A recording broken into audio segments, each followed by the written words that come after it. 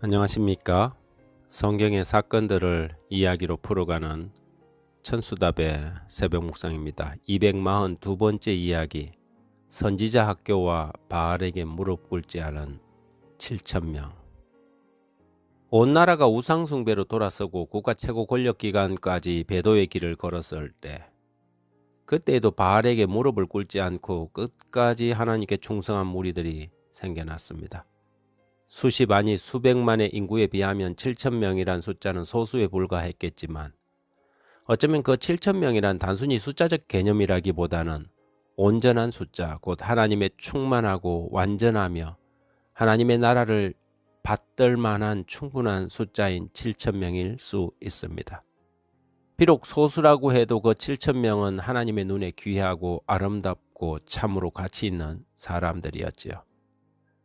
그렇다면 이런 7,000명은 어떻게 일어나게 되었을까요? 불의에 굴복하지 않으며 그 어떤 유혹과 시험에도 타협하지 않고 온 나라가 배도의 길을 걸어도 흔들리지 않으며 신앙과 믿음의 외길을 가는 것은 결코 쉬운 일이 아닐 텐데, 드러나지 않은 그들은 누구이며 또한 어떻게 만들어졌을까요? 열왕기상 19장 18절에 그러나 내가 이스라엘 가운데 7,000명을 남기리니 다 바알에게 무릎 꿇지 아니하고 다 바알에게 입 맞추지 아니한 자라고 분명히 적었습니다. 우선 그들은 무리로 모여있는 사람들이 아니라 엘리야처럼 이스라엘 곳곳에 흩어져 있는 충직한 무리라고 봐야 할 것입니다. 비록 한 사람 한 사람의 이름을 거명할 수 없다 하더라도 하나님은 그들을 아시며 그들을 개인적으로 기억하십니다.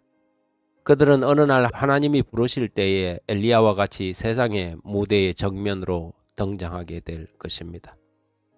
그들 대부분은 바로 선지자 학교 출신들이었습니다. 오래전 사무엘 선지자가 세운 이 학교는 그동안 무심한 가운데 폐교되거나 허물어져 있었지만 엘리야 선지자는 청년들로 하여금 하나님의 율법을 배우고 이 학교를 다시 설립함으로 인물들을 길러내는 사업을 이어갔습니다. 길갈과 베델 그리고 여리고에 남아있는 이 세 학교는 향후 필요한 하나님의 일꾼들을 키워내는 선지자 학교로 사용되었지요.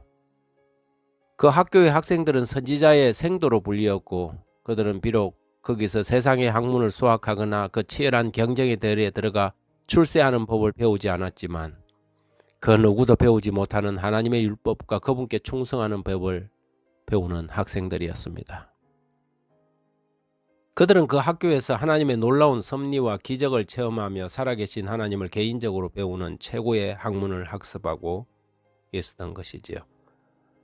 열왕기 하 2장 3절에 베델에 있는 선지자의 생도들이 엘리사에게 나와 이르되 여호와께서 오늘날 당신의 선생을 당신의 머리 위로 취하실 줄을 아시나이까?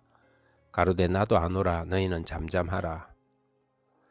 오늘날 사립학교법 시행령 개정으로 오래전부터 선지자 학교라 불리던 삼육학교와 같은 고유의 목적을 가지고 설립된 사립학교들이 위기에 처하게 되었습니다. 공정성 확보냐 아니면 인사권이나 고유한 권한의 침해냐를 둘러싸고 공방이 있지만 이제는 선지자 학교로 그 고유한 사명을 다할 수 없는 어려움에 빠지게 된 것이지요. 하지만 우리는 스스로 그 학교들이 그 고유의 목적에서 떠나 언제부턴가 세상의 학교와 진배 없는 그런 목적과 가치관을 심어주는 일반 학교로 전락하지는 않았는지 돌아볼 필요가 있습니다. 물론 그 옛날부터 학교들이 완벽하거나 완전했다는 것은 아닙니다. 하지만 우리 학교들은 비록 세상에서 두드러지지는 않았지만 목적이 분명했고 교단에서 학생을 가르치는 교사들도 사명이 투철했었지요. 바알에게 무릎 꿇지 않는 7,000명을 남기는 그 고유한 사업을 위해 함께 고민하고 기도하며 몸부림치는 그런 학교였습니다. 하지만 지금은 과연 어떤가요? 우리 학교들은 과연 무엇을 남기고 싶고 어떤 인재들을 남기려고 하고 있는 것일까요? 참 신앙과 하나님을 두려워하고 율법을 소중히 여기는 그런 생도들인가요?